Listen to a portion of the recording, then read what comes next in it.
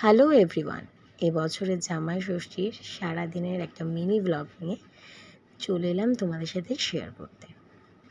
এবছর আমরা আগের দিনই চলে গেছিলাম দুই বোন এবং আমাদের হাজব্যান্ডদের নিয়ে মা বাবার কাছে। সকালে উঠেই মন্দিরে গিয়ে পুজো দিয়েছিলাম আমি আর বোন। প্রতি বছর জামাই ষষ্ঠীটা খুব ভালো কাটে আমাদের, এবছরও আর অন্যথা হয়নি। সেজে গুজে রেডি হয়ে মায়ের কাছে বাটা নেওয়ার জন্য তৈরি হলাম। মা তার জামাইদের এবং মেয়েদের বসিয়ে সমস্ত রিচুয়ালস পালন করলো।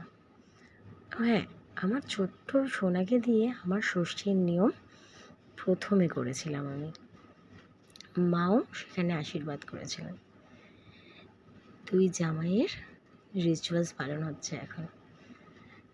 দেখো তার মেশোর কোলে কীরকম বসে সে বদমাইশি করে যাচ্ছে। সে মেশোকে ভীষণ ভয় পায়, কিন্তু সব থেকে বেশি ভালোবাসে সে তার মেশোকে। সমস্ত রিচুয়ালস কমপ্লিট হওয়ার পর আমি আর বোন চলে গেছিলাম থালা সাজাতে। মা সকাল থেকে অনেক রান্নাবান্না করেছে। এবছর খাওয়া দাওয়া আড্ডা আর ভীষণ আনন্দের মধ্যে দিয়ে আমাদের জামাই ষষ্ঠীটা খুব ভালোই কাটলো। তোমরাও জানিও যে এই বছর তোমরা জামাই ষষ্ঠীতে কে কী খেলে।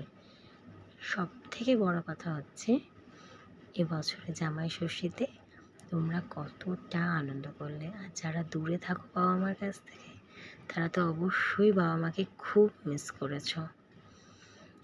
সেটাও আমাদেরকে কমেন্টে জানিও কে কীভাবে জামাই ষষ্ঠী কাটালে।